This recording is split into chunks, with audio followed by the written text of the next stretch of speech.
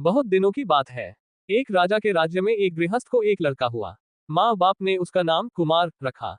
कुमार के बड़े होने पर उसके माता पिता ने उसका विवाह एक गृहस्थ की लड़की से कर दिया। कुछ दिन बाद उसे लड़के लड़कियां भी हुई। फिर उनमें से प्रत्येक एक एक गृहस्थ हो गए। कुमार बड़ा अच्छा आदमी था। कभी जीव हत्या नहीं करता, दूसरे की चीज न लेता, झूठ नहीं बोलता, कोई नशा न खाता और दूसरों की स्त्री को मां के समान समझता। कुमार जिस गांव में रहता था वह एक बहुत छोटा गांव था। उसमें केवल 30 गृहस्थों के घर थे। एक दिन 30 घर के गृहस्थों को एक काम से एक जगह मिलना था। पर गांव में ऐसी जगह न थी जहां सभी एकत्र हो सके। कुमार कुछ दिन बाद वहीं पर उन्होंने एक छोटा सा घर अर्थात सामुदायिक केंद्र बना लिया और उसमें बैठने के लिए चटाई आदि जरूरी चीजों का संग्रह भी धीरे धीरे कर लिया। इस तरह वे वहां समयानुसार आते, बातचीत और आमोद प्रमोद करते। देखते देखते वे सभी उसके अनुगत हो गए। खूब तड़के उठकर वे अपने अपने घर के काम काज कर लेते। कुमार के गुण से इस गांव के सभी लोग सब बातों में खूब अच्छे हो गए। दिन बीतने लगे। इधर गांव के मुखिया ने सोचा कि बात क्या है। पहले तो गांव वाले बदमाशी करते थे, शराब पीते थे और शराब के कारण कुछ आमदनी भी हो जाती थी। शराब पीकर वे अंश शंठ काम करते थे और उसके लिए जुर्माना करने से भी कुछ आमदनी हो जाती थी। पर इस कुमार ने गांव को ऐसा बनाया कि ये न शराब पीते हैं, न जीवहिंसा ही करते हैं। सभी भलेमानस हो गए।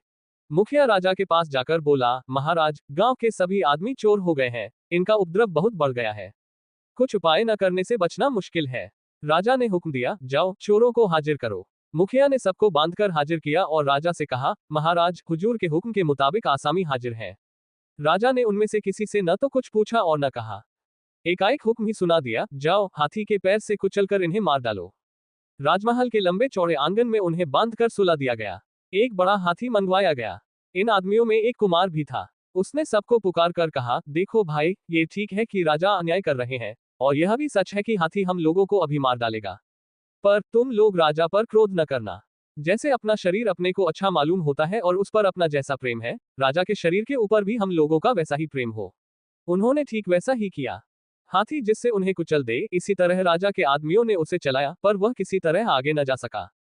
चिल्लाकर पीछे लौट आया, भाग चला। दूसरा हाथी मंगाया गया, वह भी आगे न बढ़ सका। फिर तीसरा, चौथा, इस तरह कर करके बहुत हाथी बुलाए गए पर एक भी आगे नहीं बढ़ा। सभी पीछे लौटकर भाग चले। राजा ने कहा, जान पड़ता है इनके हाथ में कोई दवा है। अच्छा, इनके हाथ खोजकर देखो तो। राजा के आदमियों ने खूब खोजा मगर कुछ भी नहीं मिला।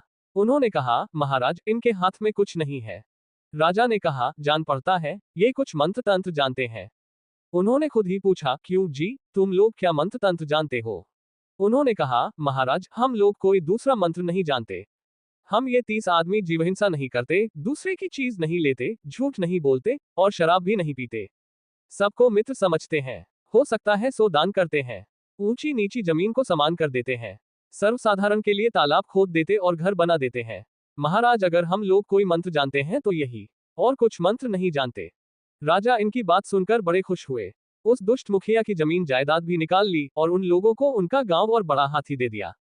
रोज नई और मजेदार कथाओं से जुड़े रहने के लिए कृपया चैनल सब्सक्राइब करें।